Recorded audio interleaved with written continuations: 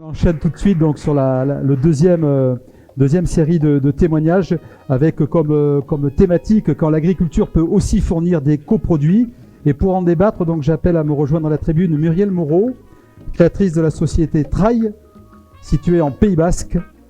Rémi Laurent, donc créateur de la société, s'il vous plaît. Rémi Laurent. Il est là, Rémi Laurent, donc créateur de la société Embellium en Lot-et-Garonne, et Frédéric Moni, créateur de la société Waste Me Up, à Saint-Jean-de-Marennes, si je m'abuse, dans les Landes. Bienvenue à tous les trois, installez-vous.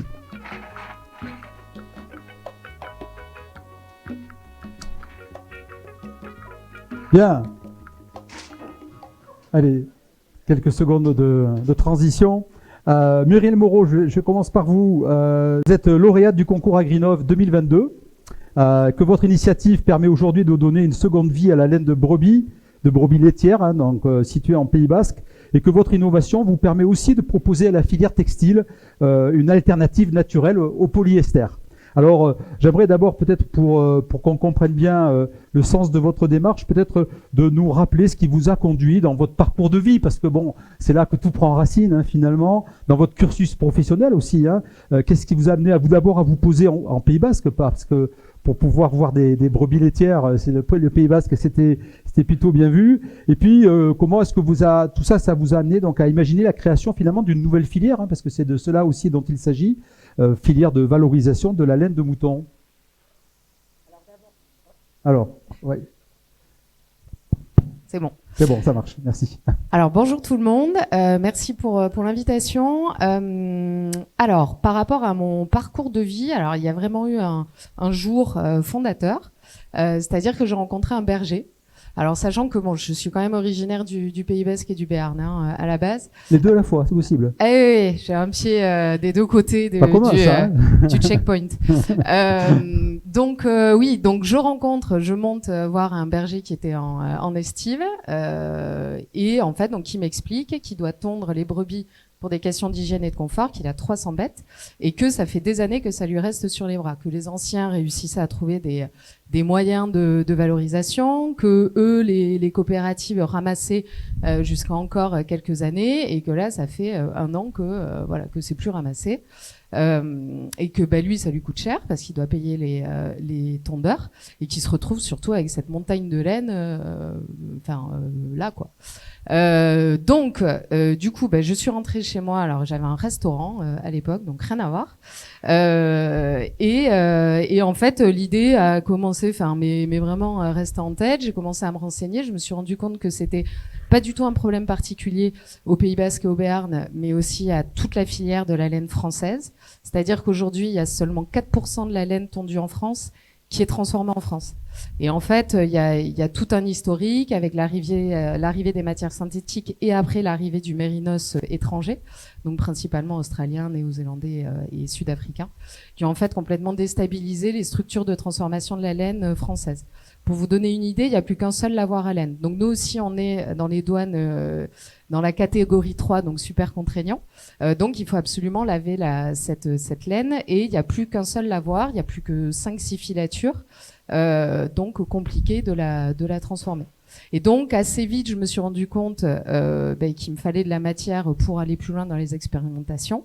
Le berger tondait un mois après, donc je lui ai acheté 600 kilos de laine et j'ai commencé à batailler sur le sujet. Assez vite, je me suis rendu compte que les voies classiques de valorisation étaient compliquées pour ces laines-là, qui sont rustiques, comme on dit pudiquement, c'est-à-dire qu'elles sont épaisses et qu'elles grattent, et que donc fallait peut-être essayer de trouver des chemins de traverse. Et donc j'ai fait un projet de recherche avec un labo spécialisé dans le textile, qui est basé à Tourcoing, et donc on a mis au point ceci, qui est donc de la ouate de laine, qui est thermoliée, donc qui est composé à 85% de laine et à 15% de ce qu'on appelle du PLA, qui est de l'amidon de maïs transformé, et qui a la particularité de fondre comme le polyester, mais sauf que c'est biosourcé.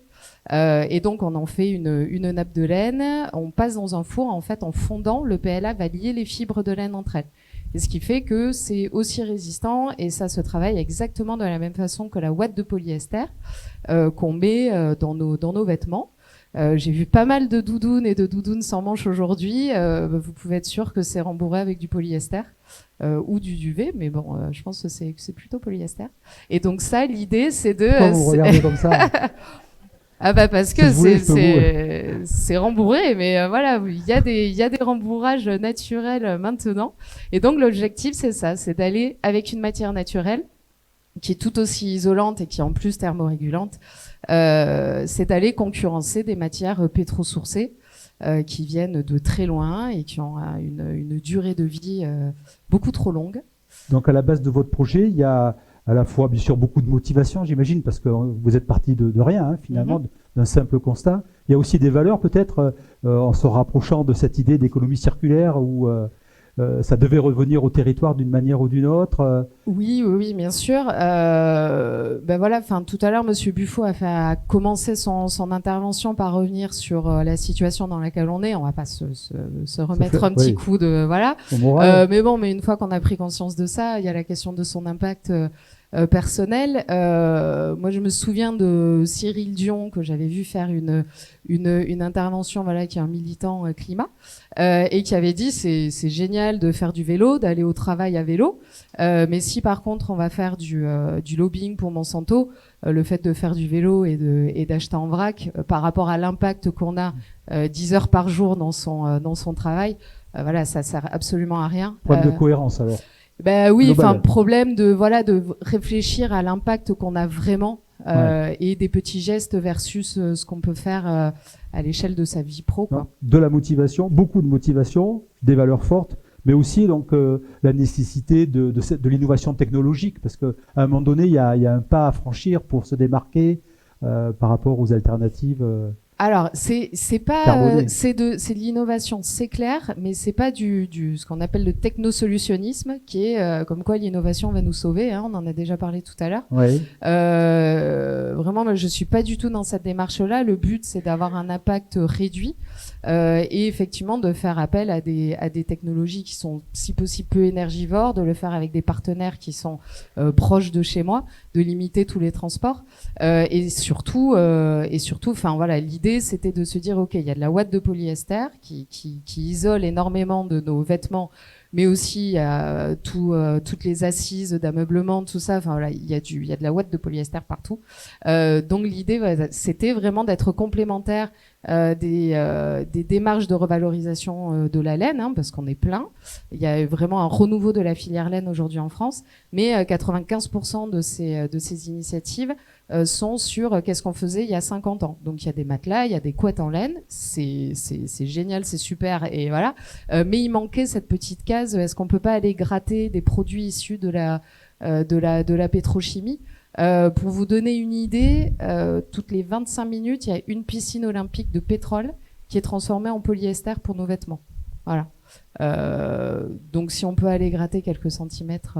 Et j'imagine quand même que émerger au sein de la filière textile, bon, qui a subi quand même pas mal de difficultés, mais qui progressivement se relocalise peut-être, au moins pour le haut de gamme, c'est pas évident quand on apporte une nouvelle solution. La filière textile mondiale se porte extrêmement bien, hein, Shein, tout ça, voilà. Par contre, effectivement, la filière textile française a perdu 2/3 de ses emplois en 20 ans.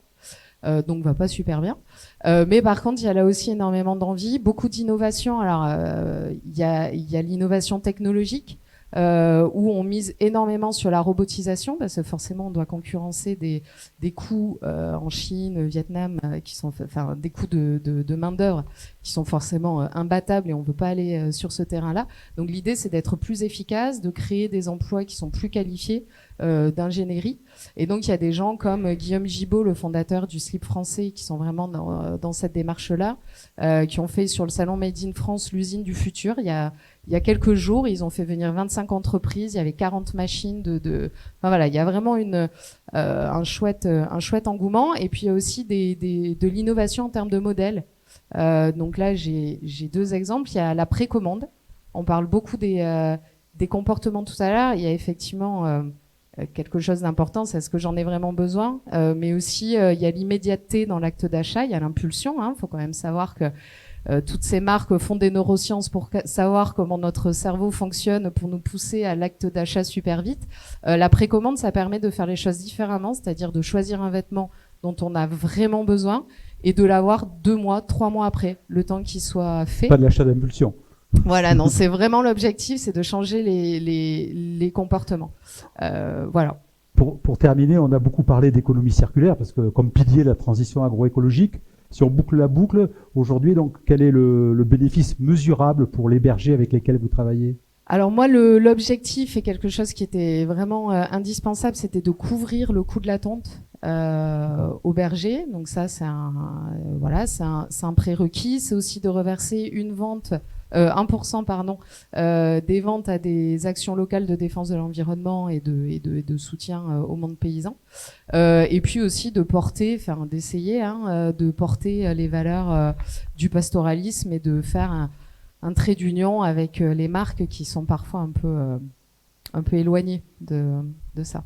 Merci Muriel pour ce témoignage et bravo pour cette expérience-là. Rémi Laurent, bonjour. Lauréat du concours Agrinov 2021. Vous voyez comme quoi le concours Agrinov alimente ce forum de l'innovation. Vous proposez donc aujourd'hui, avec votre process de production d'un matériau d'emballage 100% végétal, une alternative au plastique alvéolaire. Quels sont les constats initiaux qui vous ont conduit à la création d'Embellium en tant que structure et avec votre procédé de fabrication ? Bonjour à tous. Alors effectivement, donc moi j'ai créé Embellium après une déjà longue carrière dans l'industrie, ce qui m'a permis notamment, puisque je dirigeais une entreprise dans l'équipement aéronautique, de bien comprendre le phénomène de vieillissement des polymères et des plastiques, et donc de bien comprendre toute la pollution qui était générée par ces matériaux, indépendamment du fait de savoir s'ils étaient recyclés ou pas, mais de tous les transferts qu'il pouvait y avoir de solvants ou de plastifiants dans l'environnement et chez les individus. Bon, j'ai eu la chance de pouvoir passer à une autre vie, ou en tout cas de me permettre de passer à une autre vie, et ce faisant, comme je suis également apiculteur, s'est posé la question de l'isolation de mes ruches. Et donc ça a été le point de départ, parce que je trouvais inconsidéré d'isoler des ruches avec du polystyrène ou des matières issues de la pétrochimie, quand dans le même temps on se plaint des polluants qui peuvent venir de l'agriculture. Il y avait quelque chose qui, pour quelqu'un qui connaît bien les problèmes de transfert de produits chimiques vers les organismes vivants, il y avait quelque chose qui était choquant. Et bon, comme j'ai une assez longue expérience des matériaux, de la R&D, eh bien, je me suis remis, j'ai envie de dire comme un jeune étudiant, à chercher des solutions, et c'est là où j'ai trouvé le vieux principe de culture des végétaux, puisqu'il ne s'agit pas de production, mais il s'agit de culture.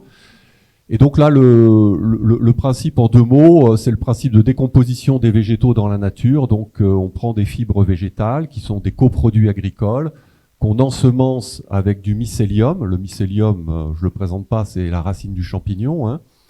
Et donc, au lieu de pousser la culture vers la culture d'un fruit qui serait le champignon, eh bien, on pousse la culture dans la maximisation du réseau de racines, donc du réseau de mycélium. Le mycélium vient créer le lien autour des fibres par un lien physique et un lien de digestion. C'est quelque sorte la colle, ou le liant.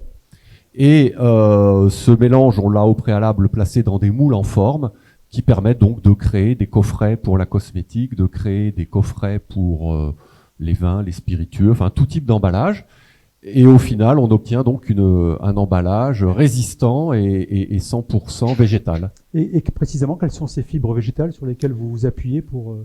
Alors, les fibres végétales, elles peuvent être de tous ordres. Là, il se trouve que ce sont des coproduits du chanvre que j'utilise, alors qui sont locaux au sens où c'est pas de la bagasse qui vient de l'autre bout du monde, mais le chanvre, c'est plutôt le nord de la Loire. Bon, il se trouve que c'est parce qu'il y a des filières pour obtenir ces coproduits. J'ai cultivé aussi des pièces à partir de sarment de vigne, ce qui est tout à fait cohérent quand on veut faire des emballages pour les vins ou spiritueux. Il y en a encore dans la région? Et là, il y en a pas mal dans la région. Donc voilà. Donc effectivement, les coproduits peuvent être assez larges en fait, hein, dès lors qu'il y a une filière. Aujourd'hui, donc, ces emballages 100% végétal, donc vous les commercialisez auprès de qui? Quels sont vos clients? Alors, l'activité commerciale, on va dire, a démarré en 2022. Là, mes clients aujourd'hui sont des industriels qui croulent sous le polystyrène et qui ne peuvent pas tout remplacer avec du carton, et le carton étant même sujet d'ailleurs à discussion. Donc, je leur réalise des cales pour caler des modules électroniques, des pièces de forte valeur, des entreprises évidemment dans la cosmétique, hein, puisque là, il y a un fort enjeu à la fois environnemental, marketing, d'image, oui. Et d'image. Oui, d'image. Donc voilà, quels sont les clients pour cette matière que j'ai choisi pour plusieurs raisons, et je l'ai choisi notamment parce que c'est une matière qui est sans ambiguïté. C'est-à-dire que quand il n'y a pas besoin d'avoir son application Yuka pour savoir ce qu'il y a dedans, c'est bien du 100% végétal, hein, on n'est pas sur un biotruc dont on ne sait pas trop d'où ça vient, dont on ne sait pas trop ce qu'il y a dedans. C'est végétal, c'est cultivé, ça veut dire que le processus de transformation se fait naturellement, c'est la matière elle-même qui crée son biotope pour se développer. Le seul moment où je consomme de l'énergie, c'est quand je déshydrate la pièce, comme on déshydraterait les pruneaux. C'est à peu près le même processus, donc c'est le seul moment où on consomme de l'énergie. Et in fine, c'est compostable dans son jardin. Oui, donc c'est vraiment une matière innovante finalement. Voilà, alors c'est une matière très très innovante et finalement que nous offre la nature. Hein. Il y a pas... Et ce caractère très innovant, est-ce qu'il n'y a pas, je dirais, un revers à la médaille dans le sens de peut-être vis-à-vis de vos futurs clients, une certaine résistance et une acceptabilité par rapport à ces nouveaux produits? Est-ce que c'est pas la difficulté qui est devant vous encore là, pour faire changer les comportements en la matière? Alors ça, c'est ce qui est passionnant dans le projet justement, c'est de voir quels peuvent être les freins, de voir comment les gens réagissent par rapport à l'environnement et leur implication dans le changement. C'est une matière qui a une certaine valeur, donc elle cible principalement l'industrie du luxe. Hein, l'industrie du luxe aujourd'hui, il faut plutôt que ce soit lisse, brillant, hein, que ça fasse un peu bling bling, parce que bon, c'est comme ça. Donc il faut que les marques arrivent un peu à resegmenter leurs offres pour aller chercher les cibles qui vont être plus intéressées par des matériaux neutres, des matériaux très très bruts. Donc c'est une matière qui ne se substitue pas à une solution existante, c'est une matière qui a sa propre personnalité et qui implique une reconception des choses, qui implique d'être prise en compte dans une démarche globale de marketing, de conception. Aujourd'hui, donc, vous êtes encore, j'ai envie de dire, une entreprise relativement jeune, hein, c'est peu de temps que vous existez, avec une dimension qui est plutôt de l'ordre de la dimension artisanale. Ouais. Comment est-ce que vous voyez l'évolution à la fois du marché de ce type d'emballage et de l'évolution même de votre société au sein de ce marché?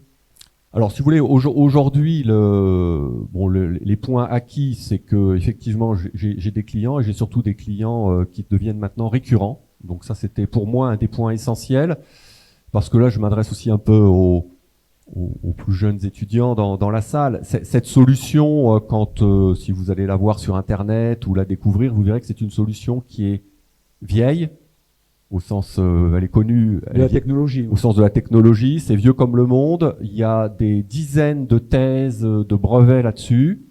Donc, et pourtant, jusqu'à maintenant, elle n'a pas émergé. Alors, elle n'a pas émergé pour plusieurs raisons. D'abord, parce qu'il y avait peut-être un problème de maturité du marché, hein, et des attentes. Et puis, il y a tout un travail alors qu'on pourrait appeler d'industrialisation, mais j'aime pas trop ce mot-là, mais de mise en adéquation avec les attentes du consommateur qui était à faire. C'est ce que je m'emploie à faire. C'est pour ça que le fait que l'activité devienne récurrente, que les premiers clients qui sont des grandes marques qui ont testé en redemande, c'est le point positif. Donc aujourd'hui, je suis à la porte de ma grange. Et la question, effectivement, pour moi, c'est de savoir quelle est la prochaine étape. Alors, mes réflexes d'industriel bien élevés devraient peut-être me pousser à dire il faut faire une grosse usine. Je pense pas que ça soit le bon modèle, pour plein de raisons, peut-être de l'ordre maintenant de la philosophie ou de la croyance. Des valeurs. Des valeurs. Je pense plutôt que c'est une solution qui est technologique, mais qui est aussi low-tech, donc assez facile à déployer. Donc j'imagine plus un réseau de granges, d'ateliers de culture, absolument, pour développer la solution. C'est plutôt ça le principe. L'idée étant d'assurer encore son développement quelques mois pour vraiment l'ancrer dans comme alternative crédible, quoi. Voilà, pour lui créer un vrai positionnement et créer une vraie alternative. Merci Rémi Laurent pour ce témoignage. On termine avec Frédéric Moni. Bonsoir Frédéric. Bonsoir. Alors j'ai envie de dire collecter, transformer, valoriser les coproduits. Bon, c'est ce qu'on a illustré tout au long de cet après-midi. C'est aussi l'ADN de la société, en tout cas c'est comme ça que vous le revendiquez, avec comme premier objectif de donner une seconde vie aux déchets de brasserie, autrement appelés drèches. C'est plus joli drèche que déchets d'ailleurs. Hein. Ouais. Drèches de brasserie. Un mot tout d'abord également sur sur votre parcours professionnel pour qu'on comprenne mieux l'émergence de ce projet. Comment il est né ce projet-là, quoi. Oui. Bonsoir à tous. Donc du coup, moi j'ai un parcours très orienté nutrition animale. J'ai fait l'école de la meunerie et des industries céréalières à Paris, et après j'ai travaillé pendant plus de 20 ans donc dans des usines d'aliments. Pour donc terminer là dans le sud-ouest chez Maïsadour, j'étais directeur industriel en fait de la partie nutrition animale. Et donc fabriquer de l'aliment, c'était consommer de l'énergie sous forme de céréales, enfin apporter de l'énergie sous forme de céréales aux animaux, et puis aussi des protéines sous forme de tourteaux, notamment du tourteau de soja. Le lien avec les drèches de brasserie, c'est que j'ai découvert la fabrication de la bière. Donc pour faire simple, fabriquer de la bière, c'est finalement une grande infusion. Je trempe des céréales torréfiées dans de l'eau chaude. Ensuite, à l'issue de cette étape-là, le brasseur va récupérer la partie liquide qui se sera chargée en sucre. Il va la mettre dans d'autres cuves, il rajoute le houblon, les levures, et ça deviendra la bière avec la fermentation. Et il reste en fait à la fin de cette étape l'enveloppe des céréales. Et là, du coup, je découvre l'existence de ce déchet finalement, puisque les brasseurs me présentaient ça comme un déchet. Je vais sur Google, je fais un peu de recherche, puis en 1970, il y a des chercheurs de l'INRA qui avaient en fait démontré que ces drèches de brasserie, si on arrivait à les stabiliser, à les déshydrater, eh bien il y avait des intérêts nutritionnels riches donc en fibres et en protéines. Et du coup là je dis il y a un truc qui va pas, parce que moi je vais chercher des protéines sous forme de soja au Brésil, et là on me raconte qu'il y a en fait donc des protéines qui finissent incinérées. Donc en fait c'est la jeunesse de West Me Up, c'est ça. Et donc ça m'a en fait incité à aller plus loin, de tomber donc sur des freins, parce que déshydrater un produit qui a 80% d'eau, le ramener à 5 ou à 10, c'est de l'énergie, donc c'est du matériel. Donc là je dis là c'est pas gagné quoi. Et c'est vrai que moi je viens de la nutrition animale où en fait pendant 20 ans on m'avait dit si tu as besoin de quelque chose, dis-le moi, je vais t'expliquer comment t'en passer. Donc moi j'étais nourri à ça au niveau industriel et techno, et donc là ça allait pas quoi d'aller acheter des gros sécheurs pour faire ce job là.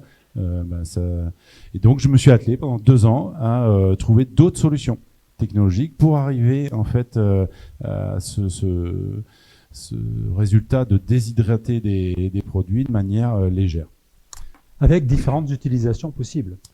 Oui, parce que du coup, alors une fois qu'on arrive à faire ça, cette déshydratation, donc en effet, on concentre le niveau de protéines, les fibres, mais nous on va un petit peu plus loin encore et on va plus loin dans la concentration. donc avec d'autres équipements, on met de côté la partie protéine et la partie fibreuse, ce qui fait qu'on a deux ingrédients. Donc un ingrédient donc hyper protéiné, on est sur des farines à 35 points de protéines, et là on va voir la nutrition humaine. L'idée, c'est de dire, on veut consommer aussi les protéines directement, et ça sert d'alternative aux farines de blé traditionnelles. Si je me trompe pas, on va en déguster tout à l'heure. Voilà. Et là, je vous ai ramené donc des petits gâteaux qu'on fait faire à un biscuitier en local là, qui utilise donc notre farine hyper protéinée. Et puis de l'autre côté, on a donc des fibres, et puis le hasard des rencontres et le hasard de rencontrer des compétences. Eh bien, en fait, ça se termine comme ça, sous forme de gobelet, qui est fait donc avec la partie fibreuse des drèches de brasserie. Pour boire de la bière. Voilà, du coup, l'apéro 100% responsable. Je bois ma bière dans un gobelet qui est fait avec les mêmes céréales, et j'ai mon petit gâteau apéro qui est fait avec les mêmes céréales. Et après, je peux aller faire pipi dans le urinoir pour couper Voilà, le techno. c'est ça. Non, mais c'est pas mal quand même. Hein. On est en train de monter là une belle filière. Ouais. Et justement, en parlant de filière, donc Waste Me Up, si j'ai bien compris, c'est bien sûr donc une solution technologique, s'appuyant sur un certain nombre de constats que vous venez d'écrire, mais c'est aussi à l'initiative de nouvelles filières industrielles et finalement un projet de territoire, parce qu'on en revient, la constante quand même de tous vos témoignages, c'est qu'à chaque fois, il y a cette idée effectivement de territoire et de comment on va pouvoir participer à la dynamique du territoire. C'est pas seulement l'utilisation de coproduits en tant que tel. Là, la réponse au développement de Waste Me Up, on l'a bien en tête, c'est en fait un développement qui passera par l'essaimage sur des territoires d'ateliers qui permettront de faire ce job. Pourquoi ? Parce que de toute façon, ce coproduit, comme beaucoup d'autres, eh bien, il est humide, donc il supportera pas en fait le transport, et en fait, c'est un mal pour un bien, puisque ça va nous permettre donc de développer en fait la production avec différents ateliers, avec de l'emploi sur des territoires en utilisant le gisement du territoire et d'autres. Alors, il y a les initiatives que les uns les autres prenaient au regard d'un certain nombre de constats objectifs que vous avez pu faire et l'envie de trouver des solutions. Il y a, je crois que c'est Eric qui l'évoquait tout à l'heure, il y a aussi sur cette valorisation des coproduits des obligations réglementaires et peut-être plus encore des moyens de concilier activité économique et prise en compte de l'environnement. C'est la réponse à ces deux volets. Ouais, c'est ça, c'est que là, en fait, les drèches de brasserie, c'est l'arbre qui cache la forêt des coproduits, 300 000 tonnes de drèches de brasserie, 11 millions de tonnes de coproduits d'industrie agro. Donc, le champ des possibles est énorme. Et en effet, là, on parlait d'incitation et de réglementation. Et la loi AGEC a été évoquée. Ouais. Il y a des choses qui vont arriver là au 1er janvier 2023, avec l'obligation de mettre en place des filières, on va dire, tracées dès lors qu'on va produire plus de 5 tonnes de biodéchets. 2024, ça sera dès le premier kilo. Donc voilà, il faut accompagner en fait aussi ça, parce que c'est pas tout de sanctionner, mais trouver des réponses technologiques pour le faire. Très clairement, on peut concilier activité économique et préservation de l'environnement. C'est pas du tout incompatible. Et là, même au cas d'espèce, c'est intimement lié finalement. Ah ouais, nous, c'est un peu le support. On parle d'économie circulaire, et nous, on est aujourd'hui labellisé Rupture sans E, qui prône en fait une économie bleue. Alors on connaissait l'économie rouge, c'est celle dans laquelle on vit, consommation, utilisation de l'énergie fossile. La couleur verte est arrivée avec donc ce regard vers les impacts environnementaux, et du coup, en l'occurrence, avec des ateliers comme ça de territoire, on rajoute le bleu et le social pour accompagner l'économie. Merci Frédéric Moni pour ce dernier témoignage. Avant qu'on ne passe à la conclusion du forum avec Bruno Millet, est-ce que, et j'en suis sûr, il y aura quelques questions auprès de nos intervenants? N'hésitez pas, on a une petite dizaine de minutes devant nous pour cet échange. Alors, une question, ici au milieu, on va vous porter un micro. Voilà, levez bien le bras qu'on vous repère. Pensez à vous présenter. Oui, bonsoir. Jean-Louis Courreau, je suis un ancien enseignant, je suis maire d'une belle petite pas loin d'ici. Je suis donc très engagé dans la vie publique en tant qu'élu, premier vice-président de l'Association des maires de France pour le département. J'ai bien écouté l'apiculteur, j'ai bien écouté la bergère, j'ai bien écouté effectivement l'amoureux de la bière comme moi.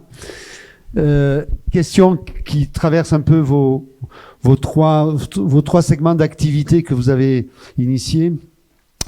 Quand je me promène dans mes fonctions d'élu à travers l'Agenais, puisque Bastide, Agenèse, puis Mirol, je découvre également sur Toulouse, sur la métropole bordelaise et un peu partout, un chantier énorme qui est lancé par nos régions, par l'ADEME, par tous les partenaires de la transition écologique, qui est l'isolation aujourd'hui donc des maisons, quelle que soit la nature des maisons, des immeubles, etc.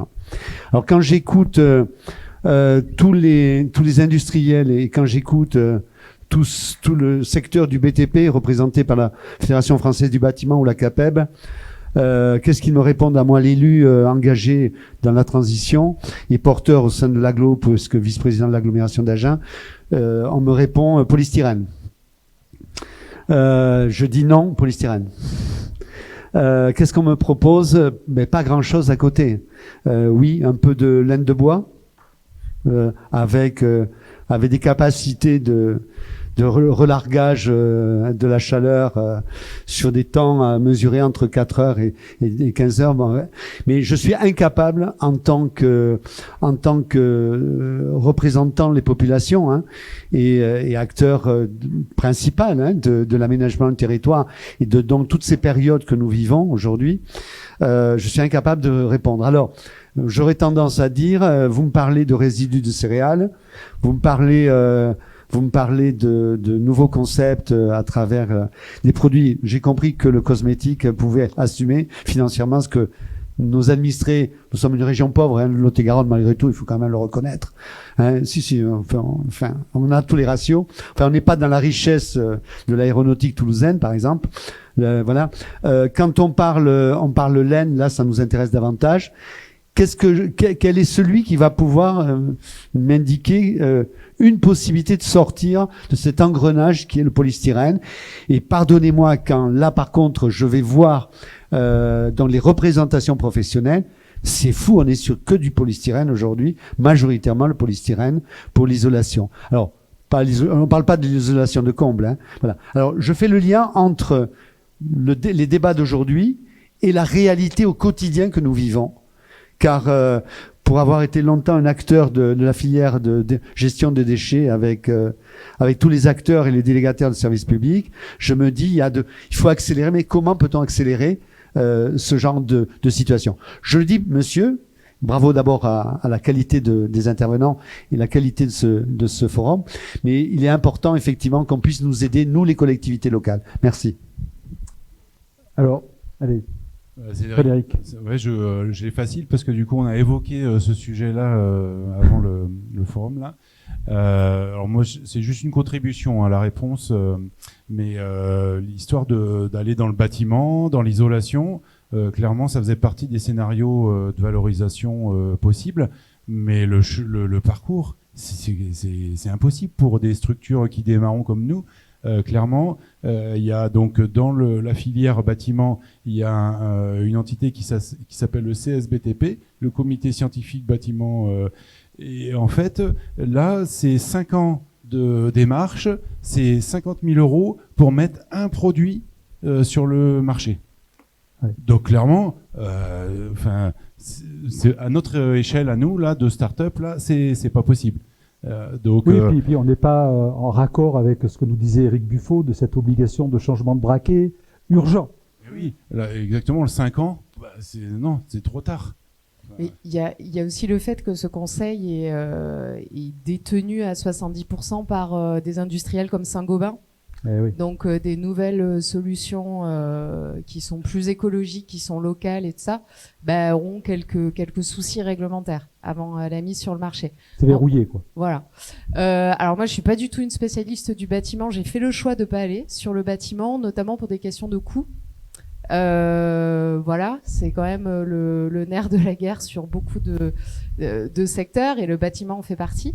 Par contre, il existe énormément de solutions écologiques d'isolation. Alors plus pour les combles, mais je sais qu'il y a des choses qui existent aussi pour les cloisons. Il y a notamment des gens comme Wateco à Saint-Jean-de-Marennes qui récupèrent des tissus, des stocks de tissus dormants dans les maisons de luxe ou alors avec Relais, enfin voilà, tout ce réseau qui travaille avec le village Emmaüs de Pau et qui ont créé une technologie, pareil, on leur avait dit que c'était pas possible, et voilà, ils l'ont développé, qui permet d'enlever tous les points durs, c'est-à-dire tous les boutons, tous les zips sur les vêtements.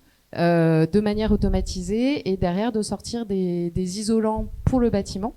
Donc clairement, et lui il est calé là-dessus, je vous donnerai ses coordonnées si vous voulez et je suis persuadée qu'il vous répondra et il vous donnera de super alternatives. Mais ça existe, mais effectivement, il y a la question du coût et aussi certains agents du BTP sont pas non plus très motivés pour changer leur pratique. Juste pour compléter, c'est que en fait, c'est possible de le mettre sur le marché, mais du coup, comme ça sera pas certifié, l'acheteur il pourra pas bénéficier en fait des incitations gouvernementales. Donc, du coup, ouais, ça faisait quand même beaucoup de freins pour aller vers cette thématique. D'autres questions? Je vais juste peut-être vous rajouter un point quand même, parce que le polystyrène, c'est une matière que je connais bien de par mon passé. Alors, moi, je ne vais pas vous apporter de solution avec Embellium. Par contre, il y a une solution simple, c'est d'interdire le polystyrène. Parce que c'est, dans l'échelle du drame des matériaux, c'est le pire. Et pour des questions de coût, on fait les autruches. On a été capable d'interdire la lampe à filament pour passer à des lampes 10 fois plus chères à LED. Alors vous allez me dire, c'était les mêmes producteurs, ça les a sans doute arrangés. Mais sur le polystyrène, il y a une façon simple de régler le problème, c'est qu'il faut l'interdire parce que c'est un drame, c'est le pire.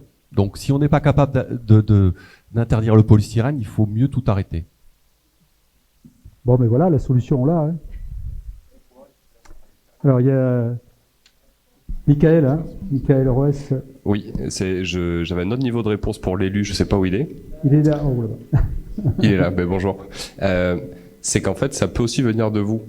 Il y a un outil qui a été mis en place, je crois que c'était il y a 3-4 ans, qui s'appelle le marché public innovation, et donc qui permet à l'acheteur public de prendre aucun risque sur son acte d'achat.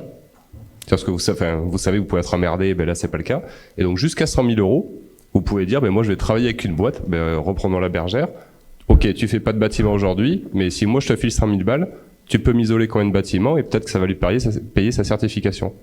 Et en fait, ça doit venir des collectivités aussi.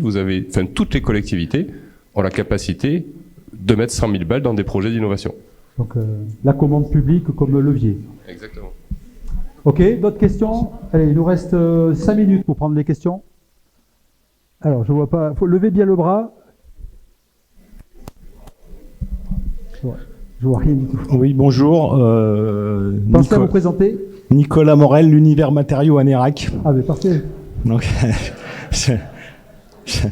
alors j'ai pas la réponse ultime parce que la réponse ultime n'existe pas. Les différentes strates sont intéressantes, particulièrement la dernière, c'est qu'effectivement la commande publique aujourd'hui elle a un rôle important. Elle a d'autant plus un rôle important qu'aujourd'hui il y a une réglementation qui s'appelle la réglementation environnementale 2020 dans 2020, qui est en application maintenant, que peu de gens connaissent. Elle est difficile à appréhender parce qu'effectivement, elle fait rentrer en jeu dans le bâtiment la valeur carbone, c'est-à-dire que ça prend en compte la production des éléments qui vont servir à la construction jusqu'à la fin de vie des bâtiments et au recyclage. Donc ça, c'est quand même très très complexe à appréhender, mais par contre, vous pouvez être moteur dans ce domaine-là. Des certifications pour des produits isolants aujourd'hui, il en existe déjà pour des produits dits biosourcés. Les différentes entités prennent ça en main, les gros industriels le font, bien sûr. D'autres qui existaient avant, qui ont essuyé les plâtres, je parle de la filière bois par exemple, vous en avez parlé. Il y a la filière chanvre. Dans le chanvre, on l'a dit avant, tout est bon, tout est utilisable. Le chanvre est un exemple de coproduit, parce qu'effectivement, avec la fibre de chanvre, on fait beaucoup de choses, dont des isolants qui sont certifiés. La filière laine aussi existe. Alors, elle est pas suffisante et peut-être à développer ou à redévelopper, je ne sais pas. Mais c'est une filière qui existe, avec des certifications aussi, bien sûr. Donc, en gros, il y a la conception du produit qui va servir à fabriquer, enfin à construire. Il y a le mode constructif qui est à remettre en cause. Par exemple, sur des bâtiments collectifs, on peut utiliser du chanvre chaud avec des modes constructifs particuliers qui sont effectivement avec des vraies valeurs carbone qui permettent de construire, de bien isoler et de construire. Donc j'aurais d'autres réponses à apporter sur ça, mais je suis pas là pour développer ça. Mais ce que je veux dire, c'est que l'ACAPEB a fait très récemment un salon en Marmande biosourcé pour des artisans biosourcés. Donc cette filière-là commence à se développer. Je dis bien ça existe déjà et ça va prendre de l'ampleur au travers des demandes et particulièrement des demandes des élus. Merci pour toutes ces précisions. Alors, toute dernière question, puis ensuite on va clôturer la rencontre avec Bruno Millet. Non, il n'y a pas? Une fois, deux fois, trois fois? Adjugé. Merci à nos intervenants, vous pouvez les applaudir.